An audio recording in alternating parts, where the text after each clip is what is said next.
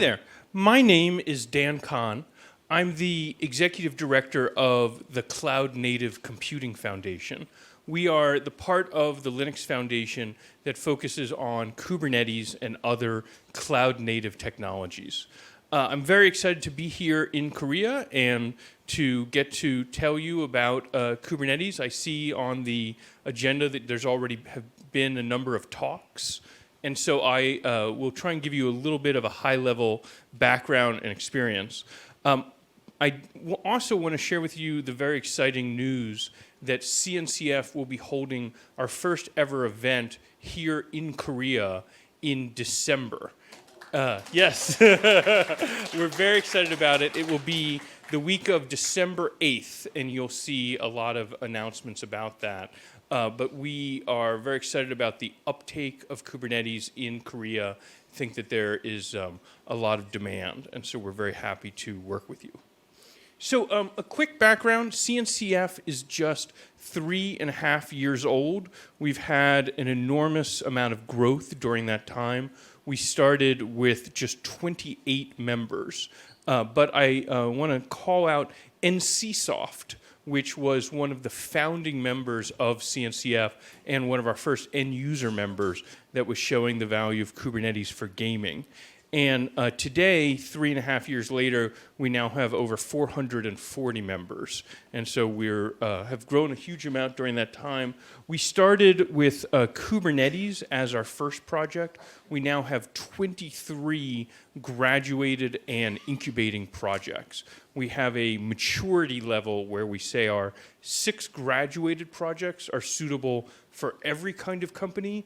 The 17 incubating projects are more for technology-oriented companies that are willing to deal with some rough edges.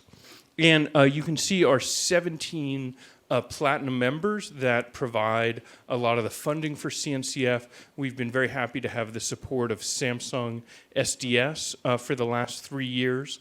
And we were very excited last month to announce that Apple has joined as a new platinum end user member. So they're using Kubernetes for iCloud and other internal technologies. We also have Amazon, Alibaba, Google, Microsoft, all of the big cloud companies. So this chart is from Crossing the Chasm, and it talks about how technologies get adopted. We talk about 2018, last year, as the time that Kubernetes crossed the chasm from the early adopters to the early majority. But we would definitely say that most companies have not adopted Kubernetes yet. There's still a ton of growth left. And so, but we talk about our graduated projects like Kubernetes, Prometheus, Envoy as being suitable for any kind of company, the incubating ones as more for the early majority. And then we have these 17 sandbox projects, and these are much earlier stage, less mature, but very exciting. And so for more innovative companies that want to try something, this is a signal that it's worth taking a look at. CNCF is part of the Linux Foundation. The Linux Foundation today is much more than just Linux. We host Let's Encrypt, which puts out most of the world's HTTPS certificates. We have LF networking. Automotive-grade Linux is now shipping in many new cars. Hyperledger for blockchain and Node.js are all sister organizations part of the Linux Foundation.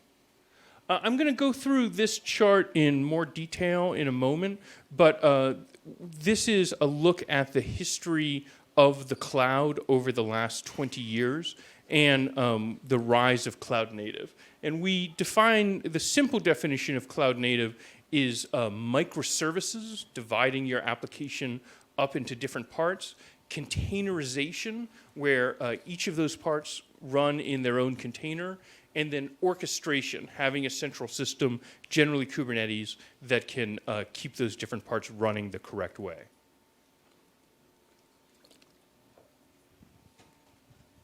So why do companies and organizations and individuals contribute their projects to CNCF? CNCF doesn't take over the project. We don't have our own developers that run the project. We don't tell the project how to run, but we provide a set of services to the projects. And so we host them, we help make them successful. Some of those services are things like documentation, running case studies. We're now doing security audits. So next month, we're actually going to announce the results of a $250,000 security audit that we were able to fund for Kubernetes. But we've been able to do it for a number of other projects as well. We have an end-user community of 93 companies, including NCSoft, that we expose the projects to and get them working together. We have a staff of press and analyst relations, and we also can help with scale testing and cross-project testing. So we would love to have some open source projects that began here in Korea eventually come into CNCF, and then we could help promote them and help make them popular worldwide. This is the CNCF trail map, and I encourage you to pick up a copy of it at our booth outside. I also want to call out Sue and Jerry, who are our representatives here in Korea, and would be happy to answer your questions at the booth and also work with you ongoing. We have a number of different technologies in the cloud-native ecosystem. If we move to the next slide, you can see this extremely overwhelming landscape. This is, we think of as the back page, and it is at the handout at the booth. And then this is the front page. So this is the journey that we talk about companies going on as they adopt cloud-native, where the first step is to containerize, which normally uses Docker containers, then creating a continuous integration, continuous delivery system, CI/CD, and only then in step 3 looking at orchestration. And moving forward, there's a lot of other steps. There's observability and analysis, service proxies, and it gets even more complicated. But the idea is that you don't have to pick every possible technology at first.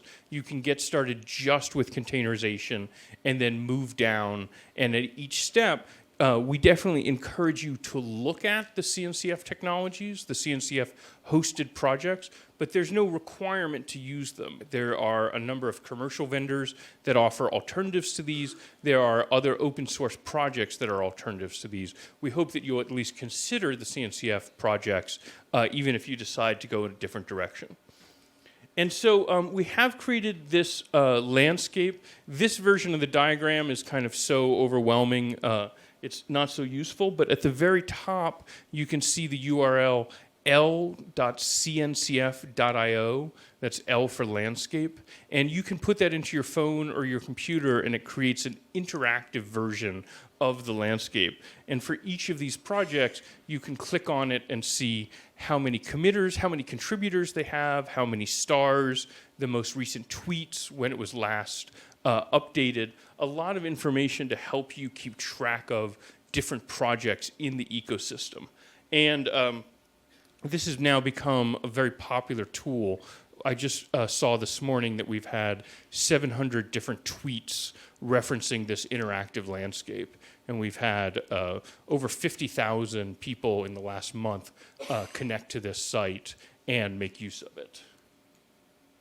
So the interactive version of the landscape also allows you to view by location, by headquarters location. And so I do want to call out our Korean companies that are listed on the landscape, specifically Acornsoft is a member, and they're also a Kubernetes certified service provider, a Kubernetes training partner, and Csoft I mentioned, NextClipper, and then Samsung SDS and the Telecommunications Technology Association. And our hope is to have many more end users in Korea and consulting companies and vendors that can help build out the ecosystem here. This is a list of the 93 companies in CNCF's end user community. all of these companies are using Kubernetes or the other CNCF-hosted technologies internally and want to share their expertise and their issues and challenges with each other. We really have a huge range of industries. So in finance, we have Goldman Sachs and Capital One.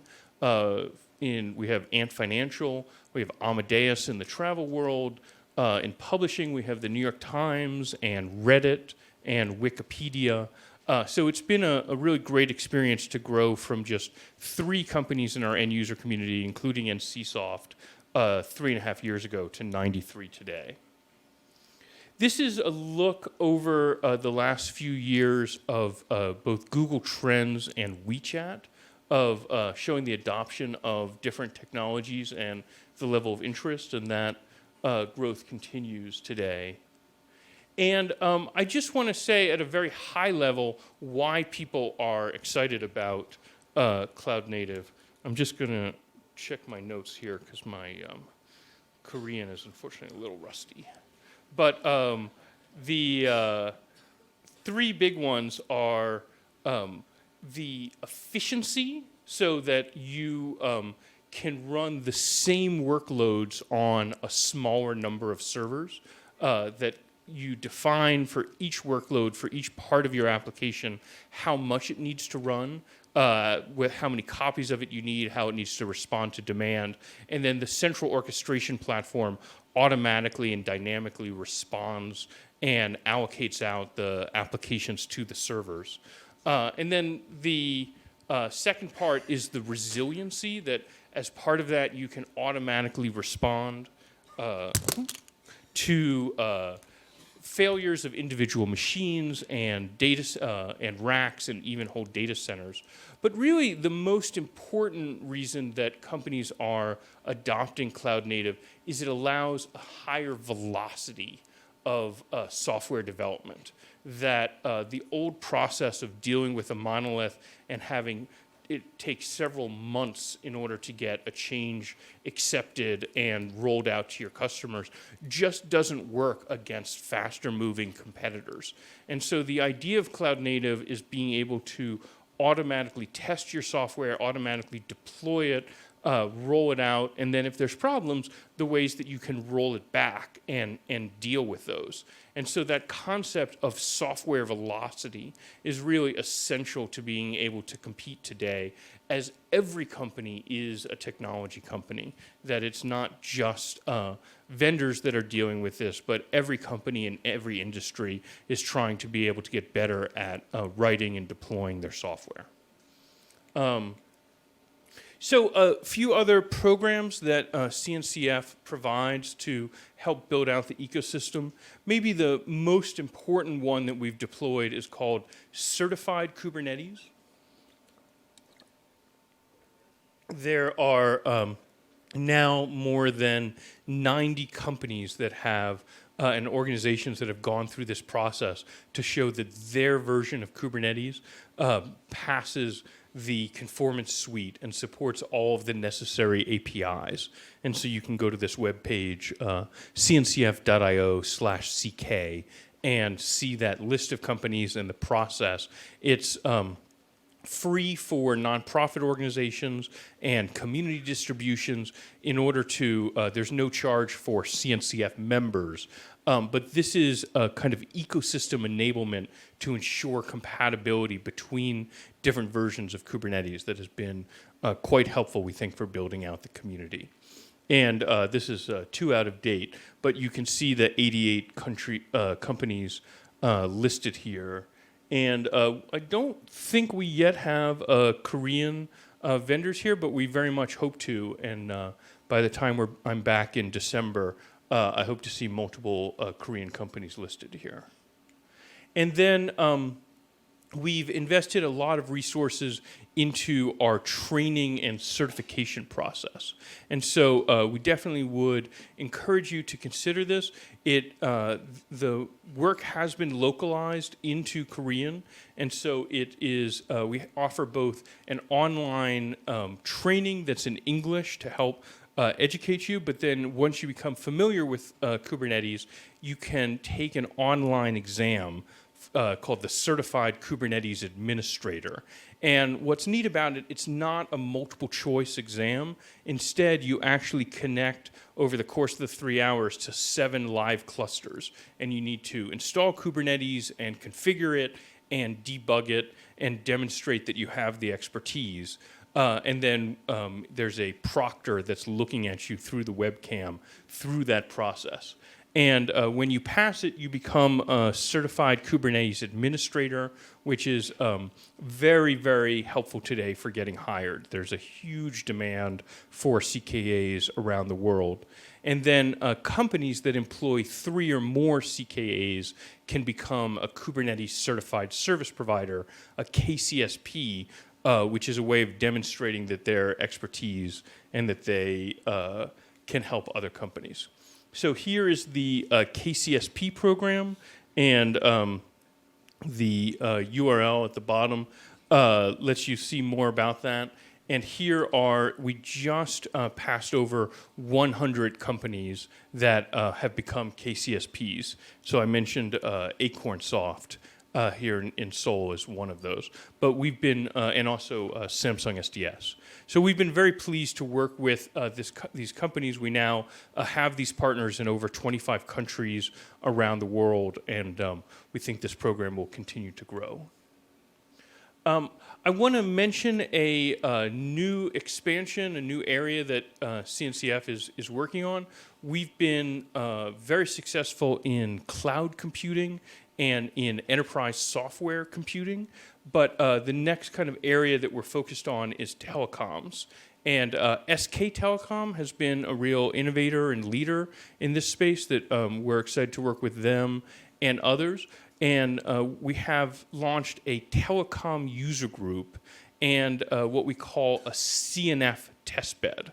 So this is about the evolution in telecoms that's occurred from physical network functions, PNFs, to virtual network functions, VNFs, and now we think a new generation of cloud-native network functions, or CNFs.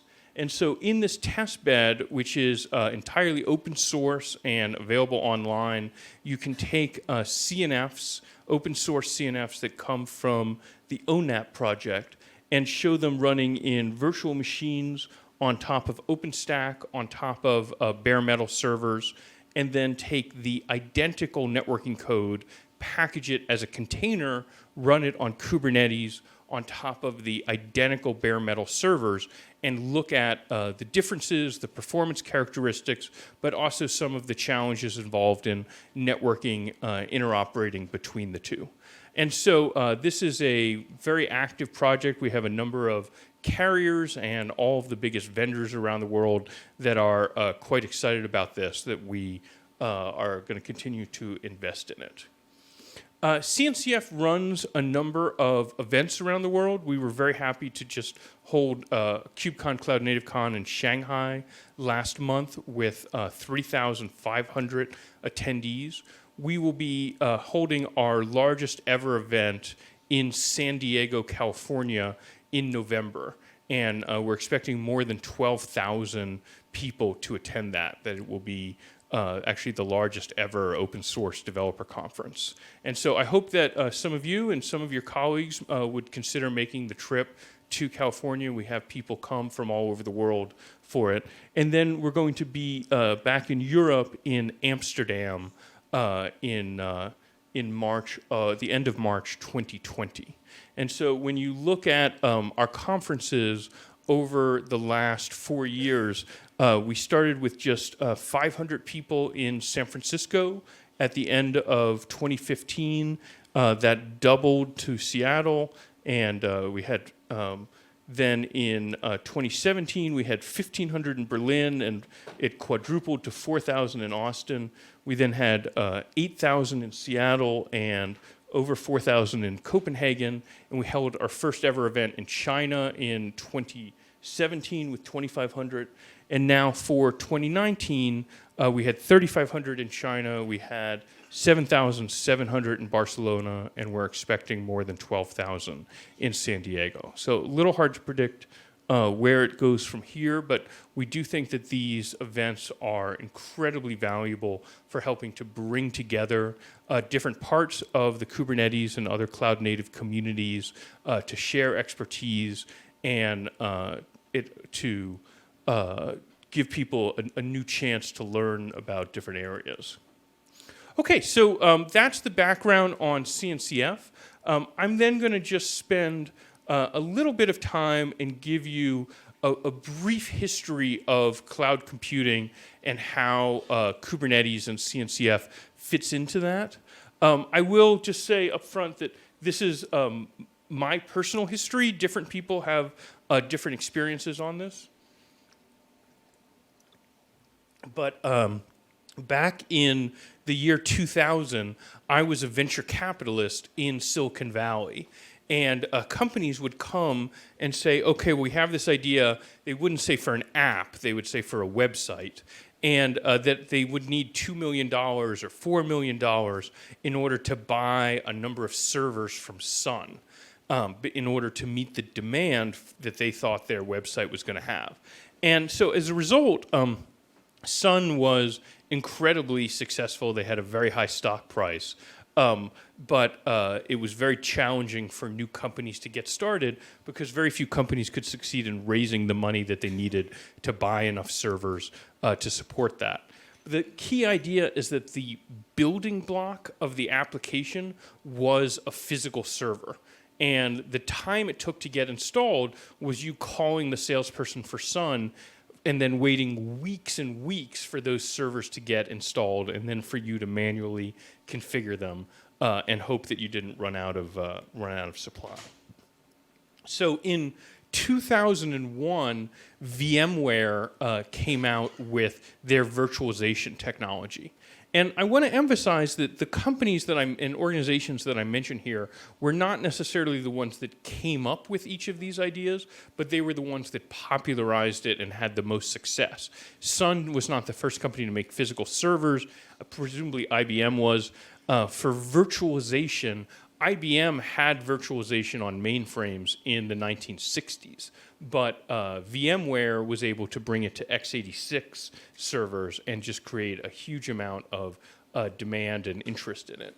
And this was really based on the insight that most servers are only running at 3% utilization or 5% utilization, that most applications most of the time are not using very much of the server. So instead, you wrap the whole application in a virtual machine, make the application think that it has its own server with its own floppy disk driver and hard drive and networking and everything else, and now you can fit multiple virtual machines onto the same server. And this was fantastic news for VMware, where they're now a $50 billion company and have generated a huge amount of revenue over the last 20 years. It was very bad news for Sun and for Intel and Dell and other server companies because now you needed to buy far, far less servers than you had to in the past. But for the application developer, for the software writer, the building block had really changed, that now you didn't need to think about physical servers. The building block became virtual machines or VMs. So now we fast forward in our history to 2006, and you had Amazon Web Services. Again, they didn't invent the public cloud, but they were and are the dominant company in the space. And the key insight that they had was to allow you to rent a server by the hour. First for storage with S3, and then for EC2, that you didn't need to, back with Sun, get a venture capitalist to give you millions of dollars to have the servers. Instead, you could just pay for them as you needed them.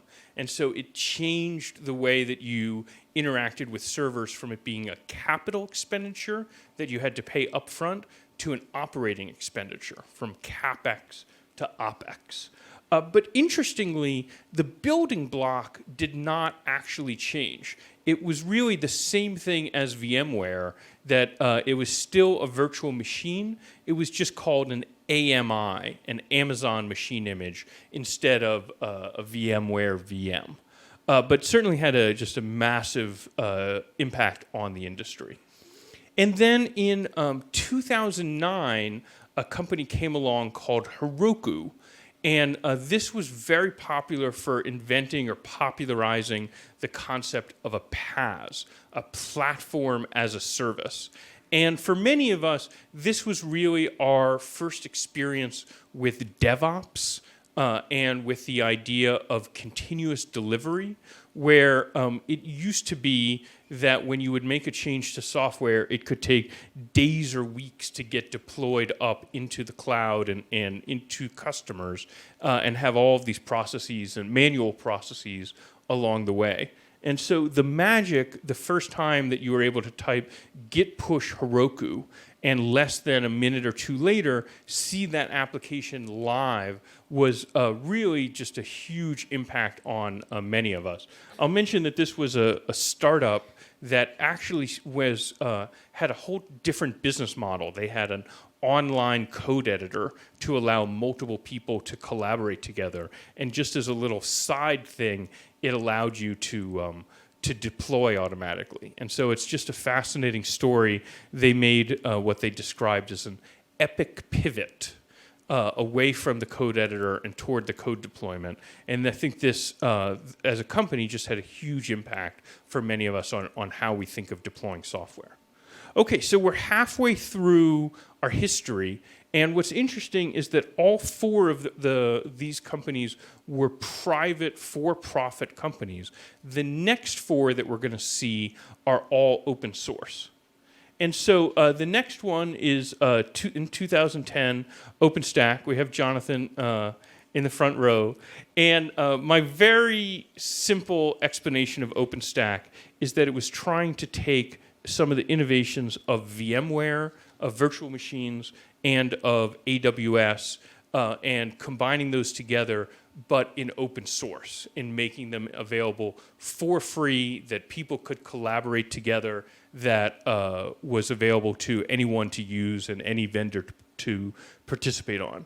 And I think we could say that it took maybe a little bit longer than was the original goal for it to become stable and competitive and such, but it absolutely achieved that goal, that infrastructure as a service, IaaS, is very feasible with OpenStack and is extremely widely deployed around the world today and has been quite successful. Then in 2011, you had Cloud Foundry, and in 2014, they open sourced. And again, there's a lot more complicated aspects of this, but at the simplest level, it was trying to take the PaaS, platform as a service, functionality from Heroku and make it available in an open source platform. And that same single command and single process for deploying and running your applications in the cloud.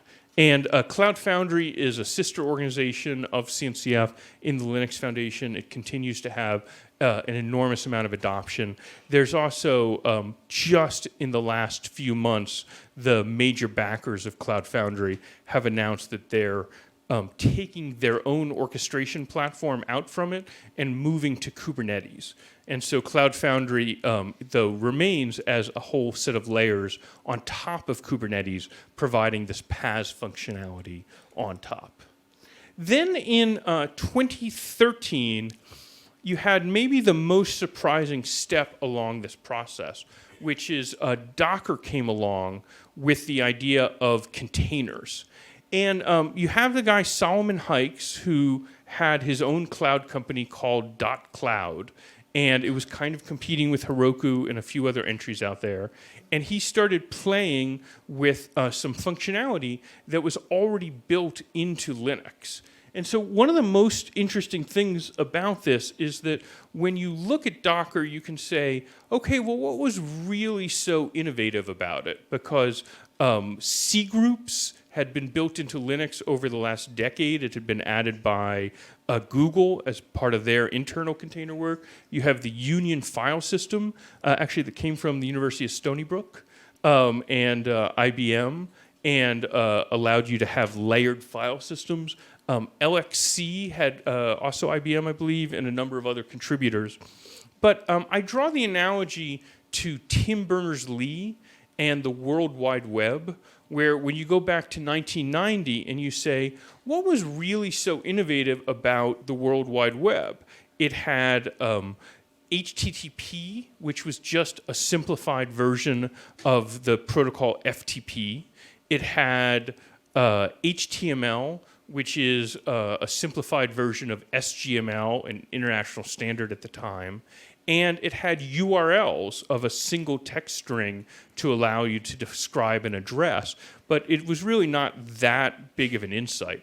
But sometimes when you combine together existing technologies with a friendly user interface, magic happens, and you have the web, and which really has transformed business and society and a lot of other things since then.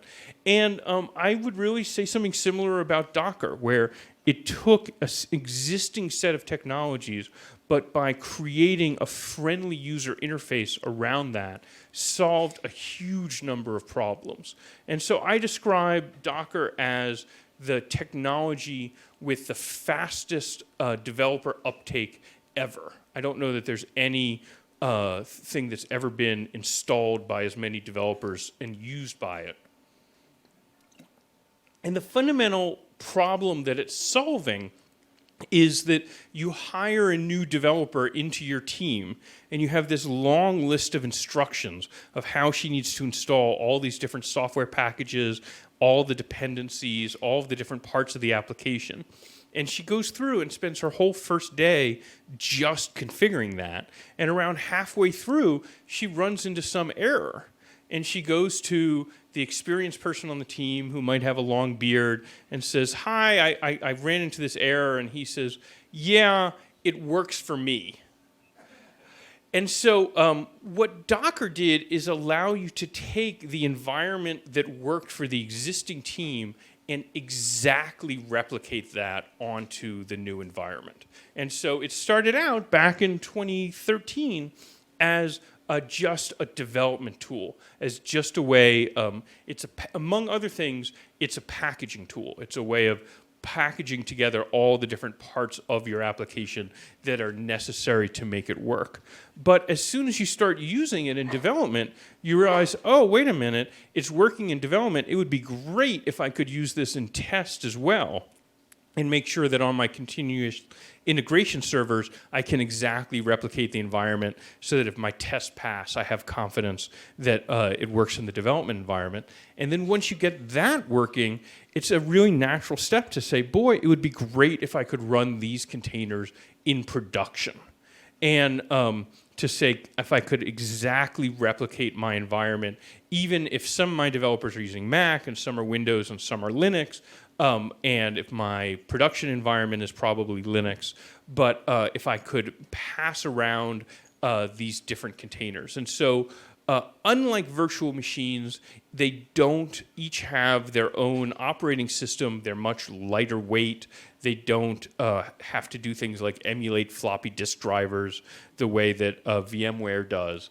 And this technology in this company, Docker, had just a huge impact. So then we get to the last step of our history. In late 2015, CNCF was formed, and Kubernetes came in as a technology. And Kubernetes, as I showed this slide earlier, is really saying once you have many different Docker applications, if you're just running a single Docker container, you don't need to bother with Kubernetes. But as soon as you want to run multiple instances of it, as soon as you want to be able to say, oh, I want to make sure that this part of my application is always running on 3 different machines, as soon as you want to be able to horizontally auto-scale to be able to respond to demand, then you need an orchestration platform. And with Kubernetes, Google was able to encode a lot of their learning, a lot of their expertise that they had developed over the previous 15 years building out their internal system, Borg, and build that into Kubernetes. But it wasn't just Google. You then had Red Hat and Huawei and IBM, and now hundreds of other companies that were all able to share their expertise and their learning of trying to operate at web scale. It really now made Docker containers much more versatile than they had been before. Okay, so now let's review this history, somewhat brief history of the cloud. So the boot up time, the startup time that it takes for an application went from weeks with a physical server from Sun to minutes with virtual machines, and then down to seconds and ideally tens of milliseconds for containers. And the startup time, the amount of how heavy it is, how much extra load went down proportionally. So, and then there's a question, what about PaaS? And the answer is that PaaS remains of a high interest to a lot of folks. There is actually an effort happening in the CNCF sandbox right now where Heroku, which is now owned by Salesforce, has been collaborating with Cloud Foundry, and particularly their biggest backer, Pivotal, in creating a new build pack format and a standard for deploying build packs, where part of the real insights of PaaS and of Heroku and this concept of 12-factor design is to say that a lot of applications that are stateless, that can operate kind of with guardrails, that's a really attractive way to deploy it. And so PaaS remains a lot of interest to a lot of big companies. But the reality is that it's not suitable for all applications, that there's other applications that are stateful, that can't follow those 12 factors, that have unique aspects to them. And that's really where the power of Kubernetes is quite valuable, that Kubernetes can support PaaS, can support stateless applications, but it also can support the stateful ones and the more complex ones as well. And so Kubernetes has become somewhat of a universal substrate that sits underneath all of those different kinds of applications. Okay, so why do people care? So the biggest reasons for this is to avoid lock-in, where unlike that was the case with VMware or with Heroku, when you decide to adopt Kubernetes and use this, you're not locked into a single vendor. You can use the open source version, or you can work with any of our 90 certified Kubernetes vendors, either in the public cloud or installing a distribution on your own your own private cloud, or the hybrid cloud technology is another very good option in between. Another huge part is scalability, that Kubernetes, each individual cluster is designed to support up to 5,000 servers. But there are now a number of companies that are actually pushing those limits. And so Alibaba gave a really fantastic presentation in Shanghai a few weeks ago about the changes that they're making to etcd, which is the database that's kind of the brain of Kubernetes, in order to support up to 13,000 servers.